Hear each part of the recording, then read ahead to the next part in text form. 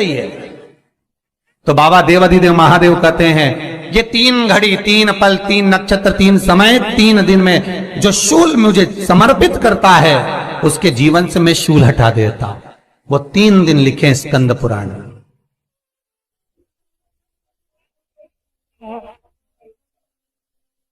महाराज बैसाख महीने में जो प्रदोष आती है, बैसाख के महीने में बहुत ध्यान से सुनना भाई, जो अपनी जिंदगी से बहुत तंग आ गए हो, परेशान हो गए हो, कष्टमय जीवन जी रहे हो, बहुत दुखी हो गए हो, उनके लिए ये स्कंद पुराण का चरित्र फिर मिले ना मिले आप प्रेम से सुन लो भाव से।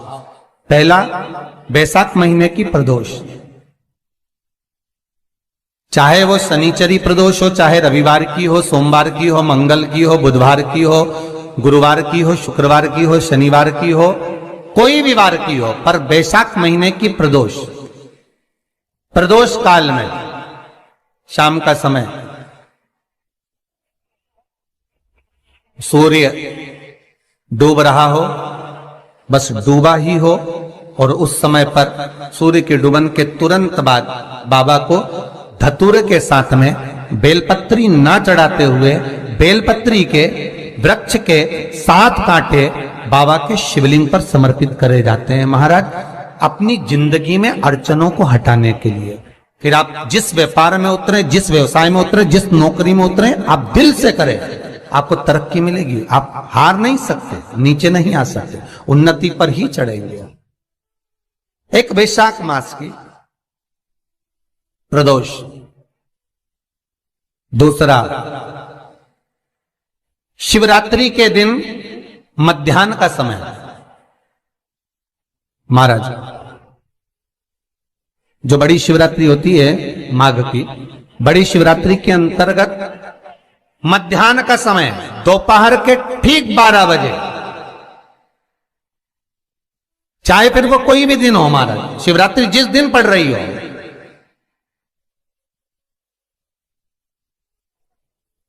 उस दिन भी धतूरे के साथ बाबा को 7 कांटे बेलपत्री के वृक्ष के समर्पित होते हैं महाराज। इसमें आप ये वाले जो कांटे हैं जो शिवरात्रि के दोपहर 12 बजे वाले हैं, अगर कोई मदिरा पीने वाला हो, व्यसन में डूबने वाला हो, कोई जुआ खेलने वाला हो, कोई गलत वैश्यावृत्ति करने वाला, या अपने मार्ग से विचलित कोई व्यक्ति है, उसके लिए भी ये कांटे बहुत काम आते हैं महाराज।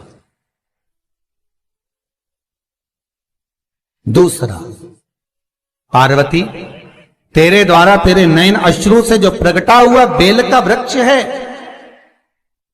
द्वितीय शूल मैं वहां धारण करता, तृतीय शूल, तीसरा शूल जो वर्णन करा गया महाराज। भगवान श्रावण के महीने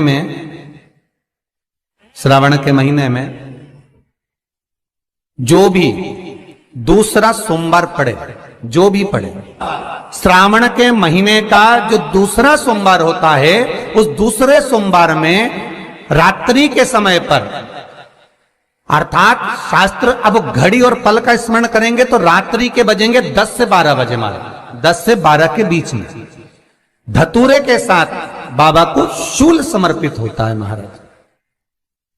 ये भी हमारी बाधाओं को, हमारी तकलीफों को, व्यापार व्यवसाय के लिए, नौकरी सर्विस के लिए, बहुत सारे एग्जाम में आप बैठ लिए, गवर्नमेंट एग्जाम के लिए बैठ लिए, नहीं हो रहा, ये 3 बार मेरे शंकर को बेलपत्री के वृक्ष के शूल समर्पित होते हैं, उसका आनंद पाना और उससे अपने को सुख प्राप्त करना।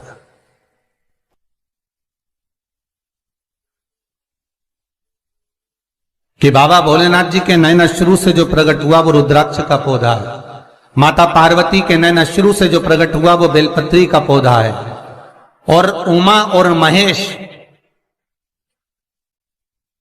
जिस महेश के वंशज हैं महेश्वरी, जिनकी 12 खाम प्रगटी है भगवान महेश के द्वारा,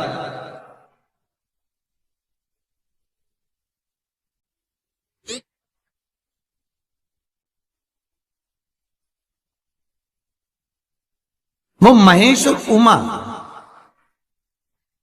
उमा और महेश का जो चरित्र है कि उमा और महेश का जब प्रागट्य हुआ, उमा और महेश जब दोनों आनंद में विभोर होकर जब चलते हैं और दोनों के बैठने से तप मुद्रा से जो पौधा उत्पन्न होता है वो शमी का पौधा है।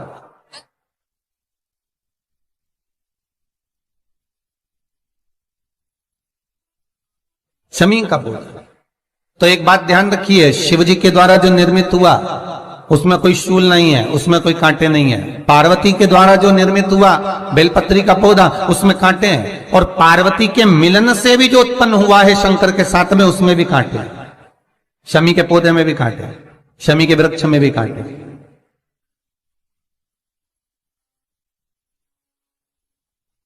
तो पार्वती जी स्कंद पुराण में एक प्रश्न कर रही हैं भोलेनाथ जी से कि प्रभु मुझे ये बताओ कि आपके द्वारा जो निर्मित हुआ उसमें शूलता नहीं है, पर मेरे द्वारा जो निर्मित हुआ उसमें शूल क्यों आया है, उसमें कांटा क्यों आया है? थोड़ा सा माताओं, मेरी जीजियों, आपको थोड़ा बुरा तो लगेगा इस प्रसंग को सुनकर, पर लग जाए, पर आज कथा निकली है तो सुन लो है कि शिवजी जिस रुद्राक्ष को उत्पन्न कर रहे हैं उसमें शूलता नहीं है, पर पार्वती जी जो संग में मिली हैं उसमें भी शूलता है, और पार्वती के द्वारा जो प्रकट हुआ बेलपत्र उसमें भी शूलता है।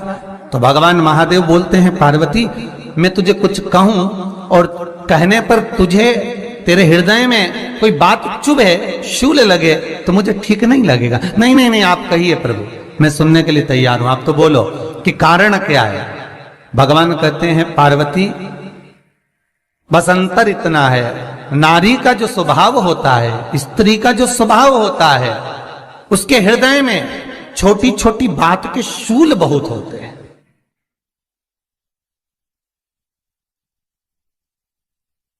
जेठानी ने ये कह दिया, देवरानी ने ये कह दिया, तुम्हारी मम्मी ये बोल दी, तुम्हारे पापा ने ये कह दिया, तुम्हारी बहनों ने ये कह दिया, तुम्हारे भाई ने ये कह दिया, तुम्हारे रिश्तेदार ने ये बोल दिया। ये नारी के भीतर ये शूलता रहती है।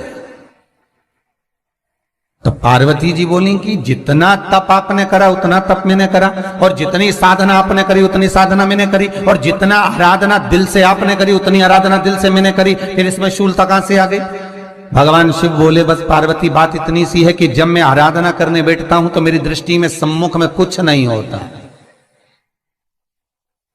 जब मैं आराधना करने बैठता हूं तो मेरी दृष्टि में मेरे सम्मुख में कुछ नहीं होता कि कौन ने क्या करा है, कौन ने क्या बोला है, कौन क्या कर रहा है, उससे मुझे मतलब नहीं होता, उससे मुझे कोई मतलब नहीं। पर पार्वती जब तू आराधना करने भी बैठती है ना, तो तेरी चित्त वृत्ति में कहीं ना कहीं किसी ना किसी रूप में कोई शूल आ ही जाता है।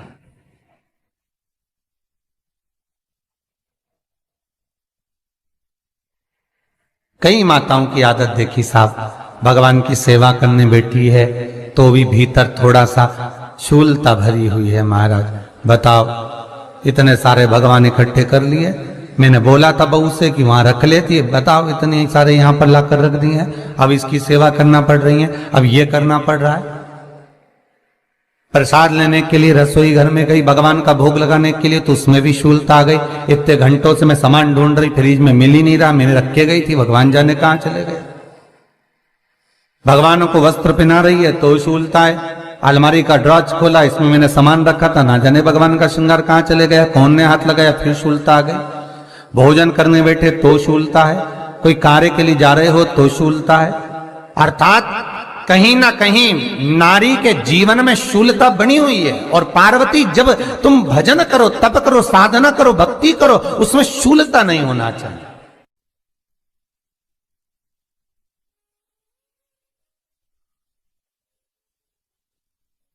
पार्वती जी ने कहा, भोलेनाथ तो क्या आप मुझे स्वीकार नहीं करेंगे बेलपत्री के रूप में? क्या मुझे स्वीकार नहीं करेंगे शमी पत्र के रूप में? पद्म पुराण, स्कंद पुराण, लिंग पुराण, नर्मदा पुराण और शिव महापुराण, ये सारी पुराणे वर्णन करती है। पार्वती जी का खंड आनंद वर्षत कर रहा है, वर्णन कर रहा है। पार्वती खंड वर्णन कर रहा है, सती खंड वर्णन कर रहा है, उमा संहिता वर्णन कर रही है। क्या आप मेरा ये बेलपत्र का स्वरूप आप धारण नहीं करेंगे? इसमें शूलता है, इसलिए भगवान कहते हैं नहीं नहीं, धारण तो करूंगा पर शूल धारण नहीं करूंगा। मैं शूल धारण नहीं करूंगा, मतलब बेलपत्री में जो कांटे लगे रहते हैं बेलपत्री की, उस डाली के अंदर जो कांटे शूल रहते हैं, भगवान शिव वो धारण नहीं करते। आप उस बेलपत्री को आप बड़े प्रेम से आनंद से पत्ते को निकाल लीजिए, तोड़ लीजिए, उतार लीजिए और फिर भगवान को वो प्रेम से समर्पित करो तो भगवान स्वीकार करना। पर भोलेनाथ